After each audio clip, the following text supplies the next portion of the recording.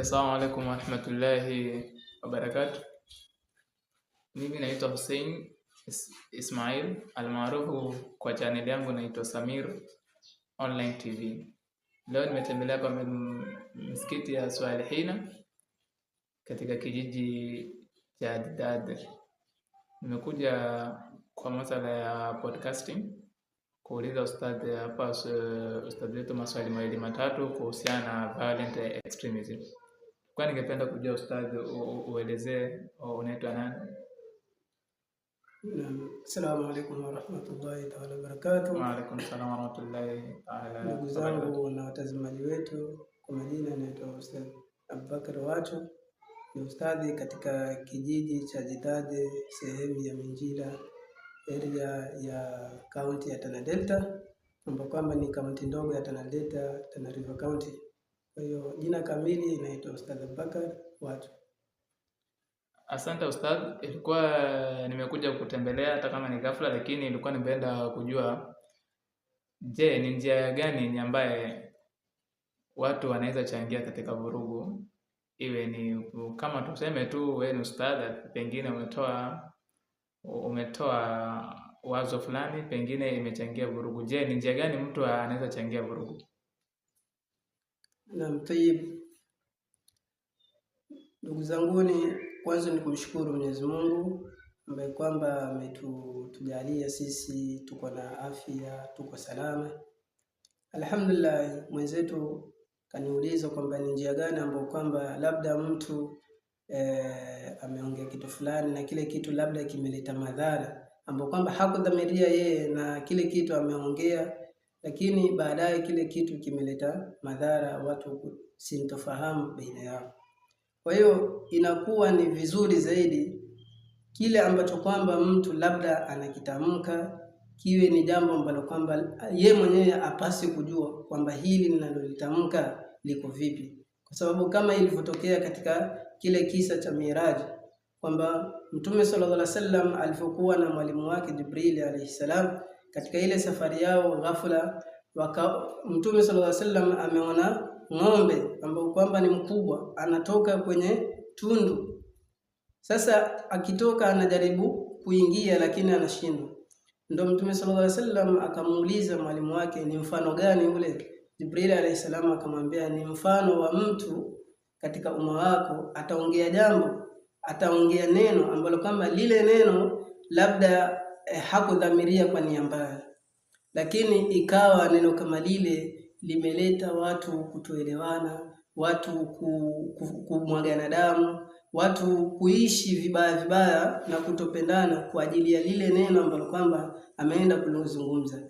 Na ile hali neno kama lile anatamani kwamba liwe ni wenye kurudi tena aliseme vizuri, lakini limeshatokea kama halitorudi. Kwa hiyo kitu ambacho kwamba sisi yatakikana tujichunge nacho ni hizi ndimi zetu. Kila ambacho kwamba tutakiongea tuhakikishe ni kitu ambacho kwamba hakitoleta vurugu, hakitoleta watu kuchukiana na kutupendana, kwa sababu ile moja anasema al-lisanu laysa idhaman walakin yuksiru al-idham. Huu ulimi ukiona hauna mfupa, lakini unaweza kuwafanya watu wakamwagana damu, wakakatana, wakavunjana, kuifanya familia nyingine na nyingine isipendane kwa ajili ya ulimi. Kwa hiyo kitu ambacho kwamba nitasisitiza mimi ni kile ambacho kwamba mtu anataka kukizungumza kwanza ajichunge. Je, mimi naongea kitu gani? Okay, shukrani ustadh. Sasa kwa mfano ulipata ujumbe kutoka kwa simu, ulipea pengine ulitumaniwa mawaida, kaambiwa toa hii mawaida, alafu ukaenda kutoa, alafu hiyo hasa mawaida umeenda kutoa ikawa imeleta gumzo. Je, utaikabiliana vipi katika hiyo hali? Pengine imeleta gumzo zenye ambaye haijakuridhisha, mawaida mwenyewe pengine umetumana na mtu, pengine rafiki yako. Je, jambo kama hilo ukilipata utaidili nao vipi? Naam. Kama tunavyojua kwamba sisi wanadamu ni wapungufu, na kwa upungufu wetu labda mtu ama ustadhi ama mwanachuoni akaweza kuzungumza jambo, lile jambo labda katika mujtama ama katika wanakijiji ama ile sehemu anayoishi, kwamba lile jambo limeleta sintofahamu baina yao. Je, ni njia gani ama ni mbinu gani atafanya ili lile jambo lisiwe ni wenye kuleta utata katika mujtama kama ule? Basi yeye mwenyewe lazima awe na subra, kwa sababu hakuna mwanadamu ambaye kwamba ni mkamilifu, na mkamilifu zaidi ni Allah subhanahu wa ta'ala.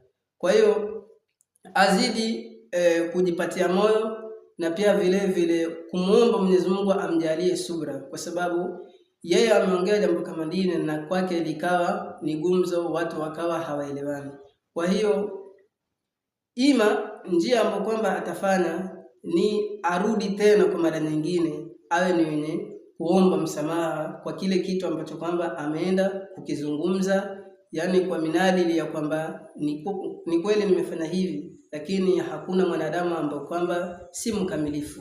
Mwanadamu si mkamilifu, mkamilifu ni Mwenyezi Mungu. Kwa hiyo mimi naweza kukosea, na nikikosea si kwamba mimi ni malaika, si kwamba mimi ni mtume, la. Kwa hiyo kukosea kwangu haimaanishi kwamba nyinyi muweze kunikosoa mimi, muweze kuniona sina maana, la, hapana. Nimekosea, lakini nitatafuta mbinu na njia ambazo kwamba lile kosa nitakuwa ni mwenye kulikava, na nitakubali kosa langu, kwa sababu hakuna mtu asiyefanya makosa. Kwa hiyo nimefanya vile, nitakubali ni kweli nimekosea, na baada ya hapo nitakuwa ni mwenye kuwaelekeza watu zaidi kwa kila ambacho kwamba nimekifanya, na watanielewa kwa uwezo wa Mwenyezi Mungu.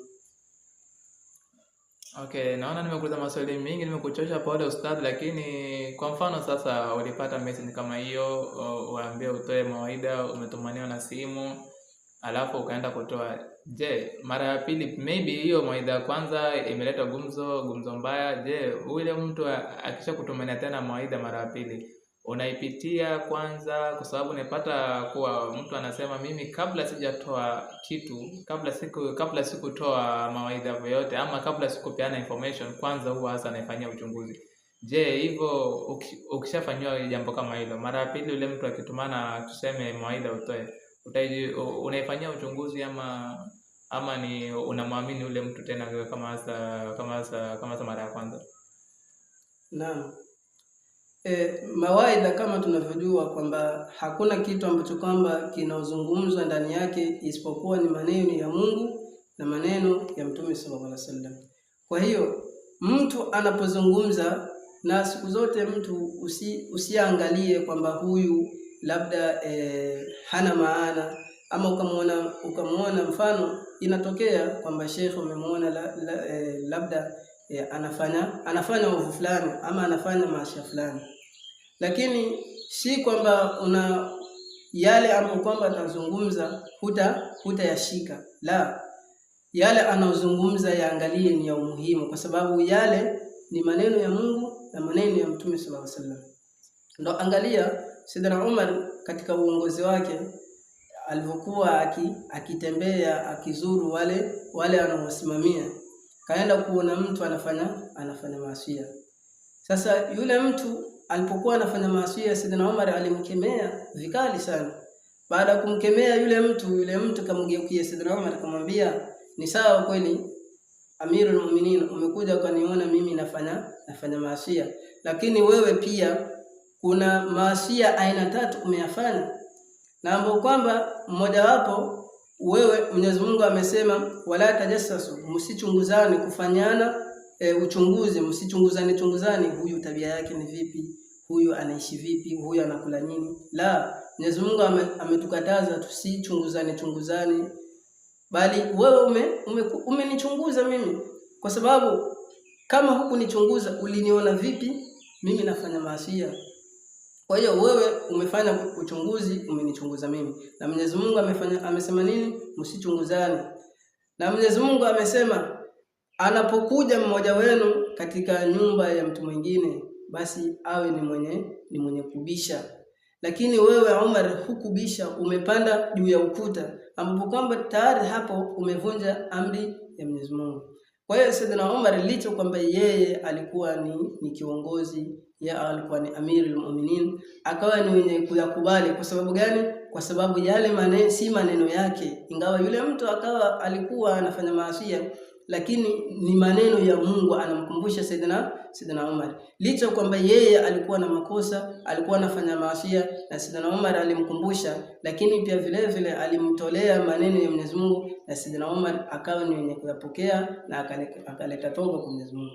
Kwa hiyo hali hii labda ikitokea kwa mtu fulani, basi yale anayozungumza asiwe ni mwenye kuyaacha, ama labda watu watakuwa ni mwenye kumsema vibaya, watu watamzushia vibaya kwamba Sheikh fulani yuko hivi ama mtu fulani yuko hivi, basi akavunjika moyo. La, kwa sababu katika maisha kuna misukosuko mingi.